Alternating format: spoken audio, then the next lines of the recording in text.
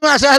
भत्ता बंद कर रखीच आपणकर नैतिकता अधिकार ना सरकार रहा मु अनुरोध करुँगी तुरंत से पैसा दिया भत्ताधारी मानक न दिया गने यही मानक निश्वास जमी आज्ञा भगवान सृष्टि गरीब लोकर जो दुख पड़े भगवान आविर्भाव होती आपण जो अन्याय करुँच भत्ताधारी मानक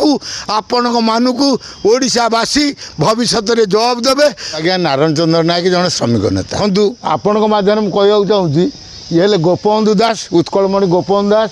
ये हेले फकीरमोहन सेनापति ये कड़े आगे रही मधुबाबू ये मानकर जो लिखाई भवि कथा समस्ते ये जाति की उठापी उठरे उठरे उत्कल सन्तान किए कहते आम मधुबाबू कहते ना भी गोटे आमर नवीन बाबू टाइम रे गोटे ये जो आमर करा कौन योजना जोटा कि भत्ता गरीब लोक मैंने भत्ता पाइबापी जो उत्कल सन्तान मैंने उठापी कहते गोप ये जो मधुसूदन दास से आखि आगे रखी मोहन ये जो नवीन पट्टनायक सरकार भत्ता तैयारी कि केंद्र सरकार कांग्रेस बर्तमान आज्ञा दुखर कथा ये दुख लगुच ये मोहन माझी सरकार बहुत बड़ बड़ कथा कही आमर निर्वाचन इस्तार कही आम भत्ता दमु आज्ञा भत्ता कौ मैंने पाती साधारण बुढ़ा बुढ़ी विकलांग अंध भिन्नक्षम यही मैंने आज्ञा भत्ता पाती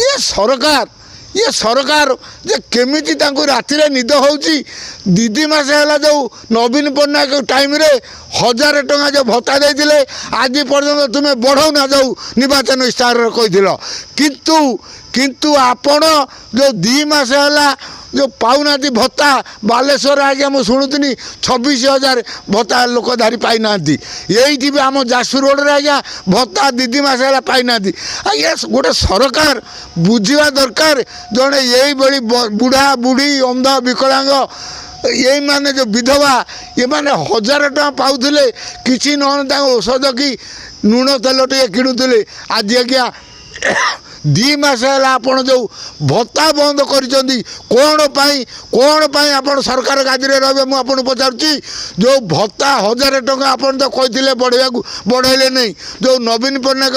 अमली जो खाद्य सुरक्षा आईन मनमोहन सिंह अमल जो भत्ताटा होता नवीन बाबू जो 1000 टଙ୍କା दौले आज्ञा 2 मास है भत्ताधारी मैंने भत्ता पाई ना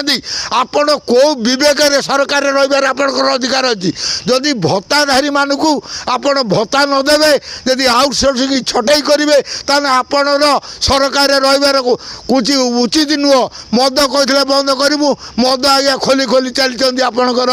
ये जो अबकारी मंत्री आईन मंत्री से जड़े आईन मंत्री अबकारी मद दुकान खोली खोली चलती ये 300 यूनिट विद्युत देवाक देना ये साधारण कथा गोटे मिनिमम गरीब लोकर जो भत्ताटा को आप कौन बंद कर मोहन माझी सरकार को पचार चाहूँगी जो 1000 टଙ୍କା लेखा भत्ता जो विकलांग बुढ़ा बुढ़ी ये जो अंध विधवा आकर जो तुम्हें 2 मास है भत्ताटा बंद कर रखीच आपणकर नैतिकता अधिकार ना सरकार रहा मु अनुरोध करुँगी तुरंत से पैसा दिया भत्ताधारी मानक न दिया गने यही मानक निश्वास जमी आज्ञा